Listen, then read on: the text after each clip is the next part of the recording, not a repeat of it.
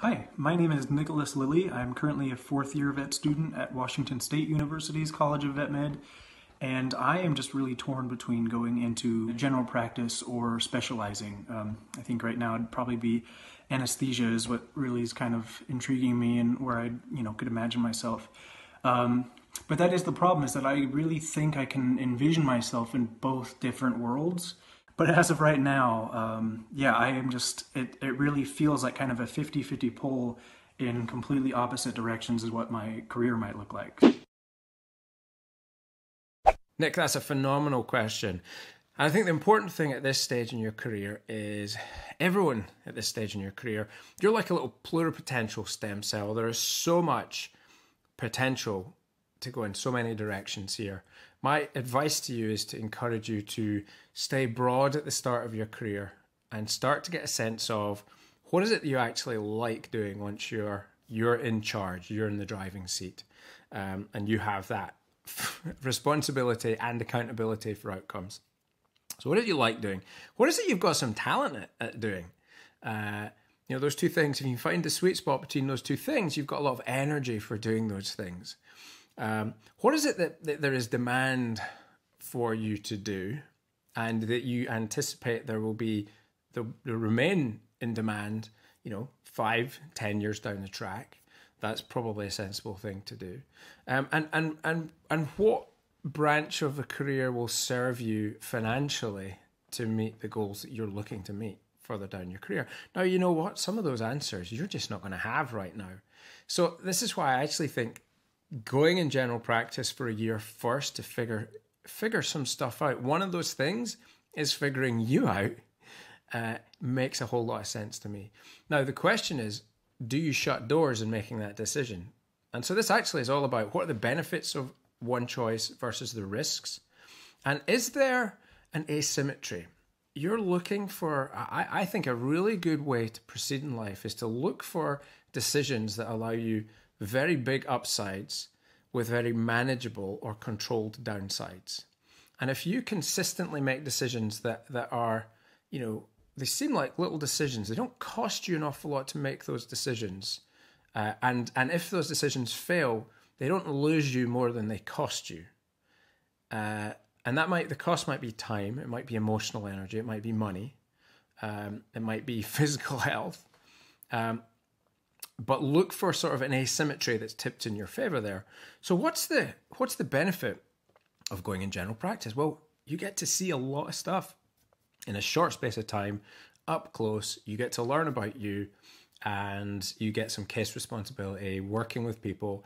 That's going to make you a more rounded human being, I think. You see some real life as well. And the upside is you're going to learn what things you like, what things you're good at, and get some client skills along the way, which is going to help with empathy quite a lot. What's the downside of that? Well, might you be perceived not to be laser focused, and might that count against you when you go into a matching program? It might do.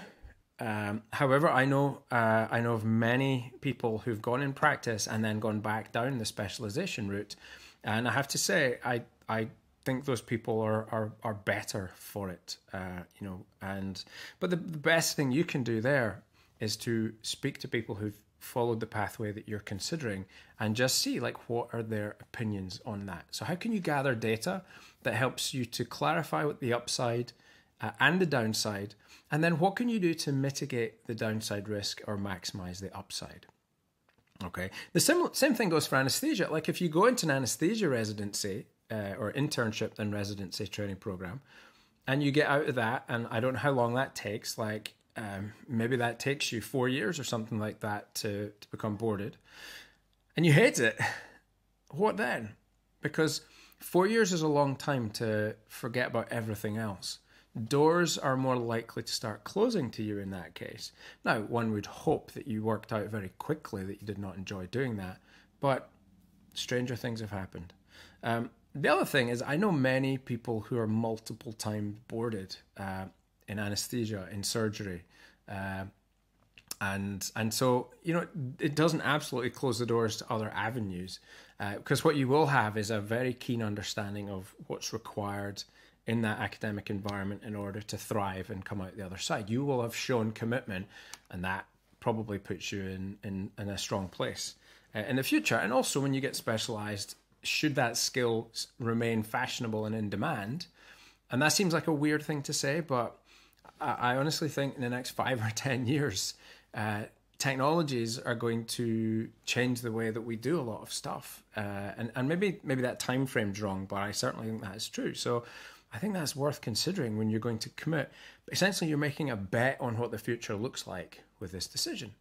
So my own decision would be hang out in as wide a wide and experiential situation as you can, and general practice is that base. And then you'll learn a lot more about yourself and then move forward. But that's me. And you mustn't make a decision on what I would say. I encourage you to use that framework where you set a very clear idea of what it is good looks like for your future. So there are criteria.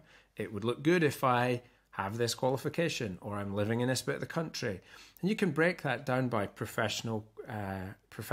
What does it look financially? What do your relationships look like? What does it look like spiritually for you? And then once you've got that list, how well do your options meet that list? And then you can think, so that's really your upsides in those categories. And then what are the risks if you get that decision wrong? Can you extract yourself at a relatively low cost without shutting doors elsewhere to doing that? And obviously, if you extract yourself from a matching program, that's the sort of thing that probably carries a bigger downside risk, because it shows indecision, it shows lack of commitment, perhaps. What it really shows is you made a mistake and you're at least making a change not to go through with that. So it needn't be the end, but I think you would want to be careful about that. So Nick, I hope that's a little bit useful for you. Good luck with your decision. It's a wonderful decision. I mean, you're spoiled by options, and that is a heck of a lot better place to be than to have no options. So whatever you do, know that you're kind of blessed, and that this profession offers us many, many avenues, and what it does not offer us are dead ends. There really are no cul-de-sacs. That there's so many places and ways you can go with this wonderful degree that we hold, that whatever reinvention is always possible. So know that, and use that as a safety net. And please let me know, firstly, was this useful? And secondly, let me know what happens next. At the end of the day, stories, we are all just stories. And I'm always keen to hear how other people's stories unfold. All right, you take care. Thank you for the question. If any of the rest of you guys have questions, send them in and we'll take a stab at them here in Freewheeling. Be safe, be well, and be happy.